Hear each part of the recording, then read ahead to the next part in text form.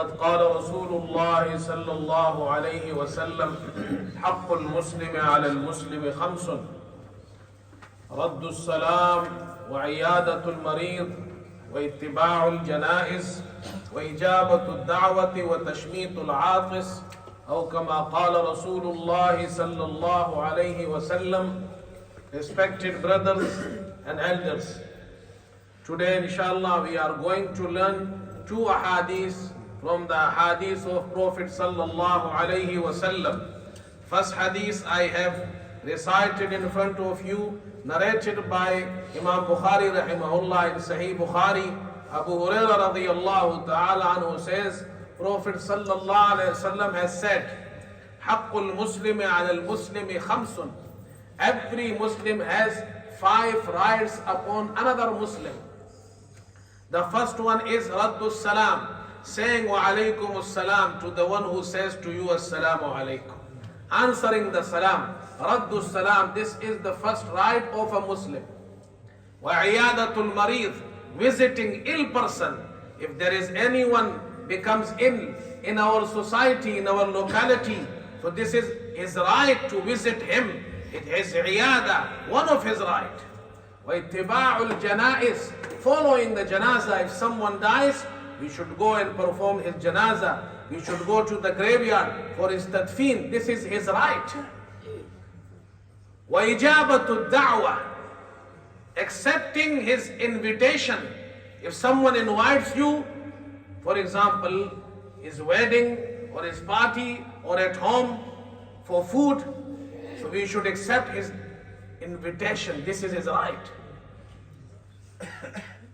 وَتَشْمِيتُ الْعَاطِسِ, if someone sneezes and he says Alhamdulillah, saying Yarhamukallah, this is his right. These are 5 rights of a Muslim. And the another hadith, which is also Imam Bukhari rahimahullah has brought in his book Sahih Bukhari. Abu Mas'ud radiyallahu ta'ala anhu, he says, one of Ansari Sahabi, and he was known by the name Abu Shu'aib. He came to his house and he asked one of his slave, butcher slave, his slave was butcher. He asked him to prepare sufficient meal for 5 people. I want to invite Prophet Muhammad sallallahu alaihi wasallam at our house with 4 other people, as I saw hunger in the face of our beloved Prophet sallallahu alaihi wasallam. I saw hunger in his face. So they prepared meal and he invited Prophet sallallahu alaihi wasallam with 4 people, 4 of his Sahaba, 4 of his companions and students. Prophet sallallahu alaihi wasallam was coming to his house. He accepted his da'wah. He accepted his da'wah, invitation. He came to his house with 4 people. When they were coming to the house of Abu Shu'aib, there was another man. He came with them without invitation. Uninvited person.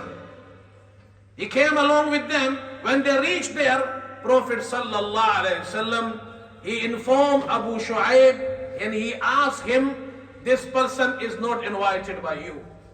Uninvited person. He followed us. If you allow him, he can join us. If you want him, he can go back. Abu Shu'aib happily replied, he said, "O Prophet Muhammad sallallahu alaihi wasallam, I have allowed him already and he is welcome in my house." That is one hadith. But brothers, this is a one hadith which has so many benefits for this ummah, for the entire ummah. We can learn many things from this hadith. The ulama and muhaddiseen, they have mentioned the benefits and the fawaid of this hadith. The first one, the first benefit of this hadith, the ulama, they have said, the permissibility of earning money through the profession of butchering. It is permissible in Islam to earn money from this profession of butchering. It is halal and it is allowed. Imam Bukhari rahimahullah has brought this hadith and made the heading, Babu ma qila fil lahami wal jaza. This chapter is regarding about what is said, what has been said regarding butchering, regarding selling meat. So it is allowed in Islam, this profession. Number 2, one of the benefit of this hadith, mashru'iyatul diyafa, legitimacy of hospitality in Islam. Islam teaches us it is mustahab to invite people at your home for food.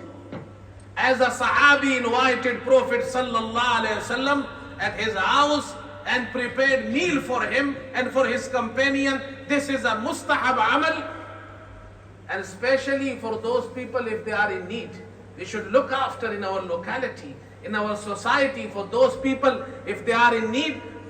We can invite them and prepare meal for them at our house. That is the benefit of this hadith. The other third benefit of the hadith, which we learned from this hadith, a person who is preparing food for someone to invite him at his house, he has a choice. Either he can send that meat and that food to his house, or either invite him at his home, like he did. And number 4, brothers, a big benefit we can learn from this hadith, especially for those people, they are great people in the society, like imams, scholars, mashayikh, great people, leaders, or you can say great people in any profession. If they are invited by those people, they are poor in the society and have not high profession, like that person was a butcher.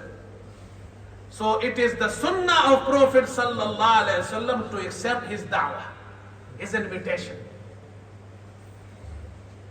It is not sunnah.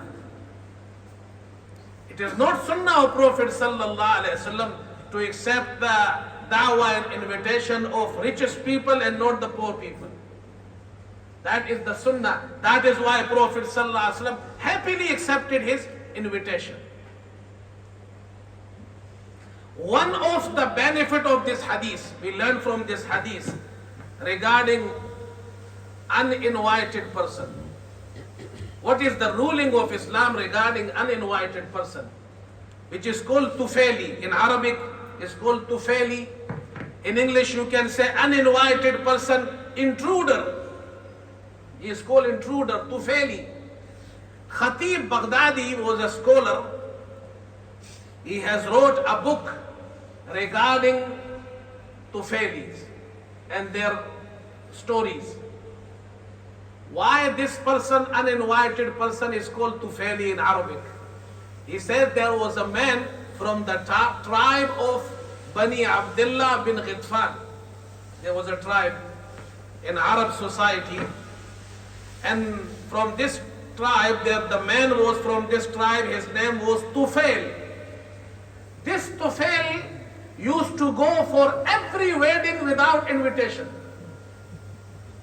Without invitation.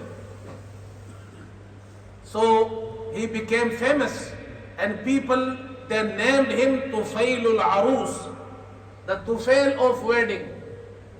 Who is he? Where is Tufail of wedding?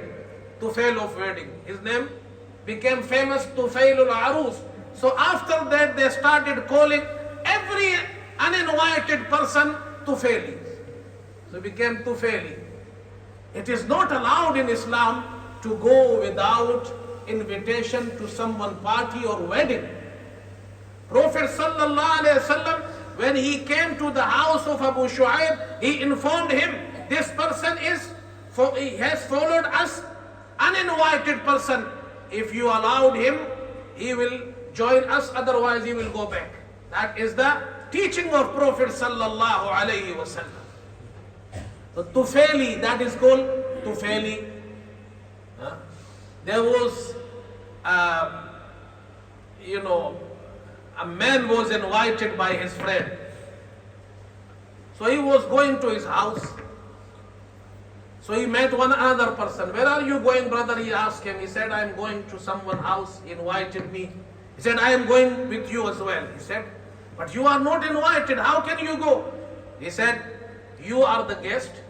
He said, who are you? He said, I am Tufaili. So, okay, let's go. Tufaili may be a great title. He didn't know. Then he met another person. Brothers, where are you going? We are going for da'wat. I am a guest. He is a Tufaili. He said, I am going with you as well. But who are you, brother? He said, I am Tufaili. He said, maybe this is a great name, like Tufaili and Tufaili didn't know. Then he met another person. He asked him, where are you going, brothers? Three of you. He said, I am a guest. He is Tufaili and he is Tufaili, brother. Tufaili. But who are you? He said, I am going with you. He said, who are you? He said, don't worry, he knows me. He knows me very well. So they went there, reached there, 4 people. He invited one person and they went there, 4 people. When he saw 4 people and he prepared meal for only one person, he asked him, brother, I have invited you, you are the guest. Who is he? He said, this is Tufaili. Tufaili Sahib. Okay. But who is he? He said, Tufaili. So he became angry. He said, who is this shaitan, number 4? Who is this shaitan? So number 4 looked at them and he said, I told you he knows me very well. So brother, in Islam, there are some rulings regarding Tufailis. If he is not invited, he cannot go. Simple reason. If a person is invited his guest for wedding and he prepared meal for 200 people, limited chairs, limited place, limited food. If those 200 people, each of them, they think, if I get one person, so what will happen? So 200 people, they take extra one person, the number will increase to 400. Islam says don't do this. But it depends on different circumstances. If you are going to someone and he is your close friend, and you know very well, if I think this brother with me, he will never mind. This is allowed in Islam. But it depends on circumstances. Where are you going? Who have invited you? Like there was another hadith. Abu Talha radiyallahu anhu. He invited Prophet sallallahu alaihi wasallam. He sent Anas, his wife Sulaim. Sulaim, she was a relative of Prophet sallallahu alaihi wasallam, the auntie of Prophet sallallahu alaihi wasallam in the relation. Khala. Prophet sallallahu alaihi wasallam, when Anas came, he said, Abu Talha sent you? He said, yes. Prophet sallallahu alaihi wasallam asked all of his Sahaba, okay, let's go to the house of Abu Talha. When they reached there, they invited only Prophet sallallahu alaihi wasallam. They reached all of them, all of the Sahaba there. Prophet sallallahu alaihi wasallam asked Sulaim, his auntie, okay, bring all of food you have prepared. They have only few breads and ghee, nothing else.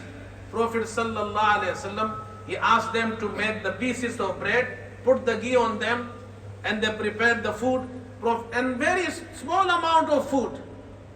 Prophet sallallahu alaihi wasallam, he said, ask 10 Sahaba. 10 of them came and they ate, and the food left the same. Same food left. Then another 10 people came, then another 10 people came, until 80 people they ate the food. This was the miracle of Prophet sallallahu alaihi wasallam. Mu'jiza of Prophet sallallahu alaihi wasallam. Ulama, they have said, Prophet sallallahu alaihi wasallam, when he was going to his auntie's house, he knew that she is my auntie, she will never mind. He brought 80 Sahaba with them.